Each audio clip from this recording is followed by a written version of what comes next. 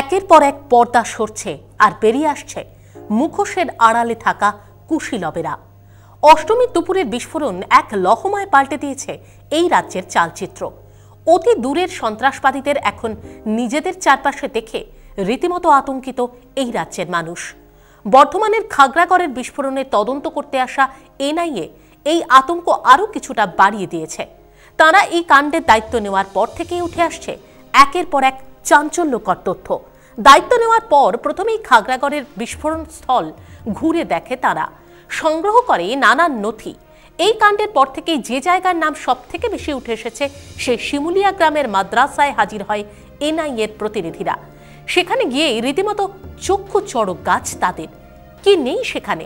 তলোয়ার, boxing gloves, gumboot, এক কথায় জঙ্গি প্রশিক্ষণের সব রকম সরঞ্জামই হাজির সেখানে। যোগাযোগ করার জন্য ওই প্রত্যন্ত গ্রামের মাদ্রাসাটিতে মেলে 3টি মোবাইল, 6টি সিম কার্ড, বেসরকারি ব্যাংকের 3টি পাসবুক এবং জেহাদি নথিপত্র। একটি কুঠুরিরও সন্ধান পায় কেন্দ্রীয় গোয়েন্দা সংস্থার কর্তারা, মেলে ন্যানো গাড়িও। এছাড়াও উদ্ধার হওয়া রাসায়নিক চিন্তার ভাঁজ ফেলেছে গোয়েন্দাদের কপালে। কারণ বর্ধমানের হাসান চৌধুরীর বাড়ির দোতলায় যে বিস্ফোরক ছিল তা একসঙ্গে ফাটলে প্রাণ যেতে পারত বহু মানুষের। এনআইএর তদন্ত অবশ্য বর্ধমানের খাগড়াগড় বা মঙ্গলকোটের শিমুলিয়া গ্রামের মধ্যেই আটকে থাকেনি। তথ্যের সন্ধানে তারা পাড়ি দিয়েছেন মুর্শিদাবাদের লালগোলা এবং বীরভূমের কীর্ণাহারেও। যে দ্রুত গতিতে কাজ করছে এনআইএ, তাতে খুব শীঘ্রই রহস্যের জাল তারা গুটিয়ে আনতে পারবে বলেই মনে করা হচ্ছে।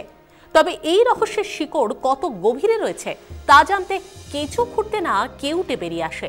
কারণ ইতিমধ্যেই যে সমস্ত তথ্য উদ্ধার হয়েছে তাতে বর্ধমান বিস্ফোরণ কাণ্ডের সঙ্গে ইন্ডিয়ান মুজাহিদ্দিন জঙ্গিদের যোগসূত্র আরও জোরদার হয়েছে। এদিকে রাজ্যে যখন খোঁজ মিলেছে একের পর এক জঙ্গি আস্তানার, বারুদের গন্ধে ভরে গিয়েছে বিভিন্ন জেলার প্রত্যন্ত গ্রাম, সেই মুহূর্তেই আবার দোরগোড়ায় আলোর উৎসব।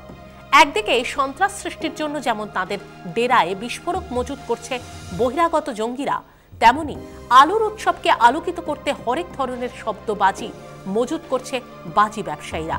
তবে যেভাবে রাজ্য জুড়ে জাল বিছিয়েছে সন্ত্রাসবাদীরা, কার্যত জিহাদ ঘোষণা করেছে রাষ্ট্রের বিরুদ্ধে, তাতে মিলেমিশে যাবে না তো দুই বিস্ফোরণের শব্দ? আনন্দ উৎসব পর্যবসিত হবে না তো হাহাকারে? সন্ত্রাসবাদকে সমুদ্রের গভীরে নিক্ষেপ করতে সচেতন রয়েছি তো আমরা, সচেতন রয়েছে তো প্রশাসন। কি বলবেন আপনারা? Bureau report, CTVN plus.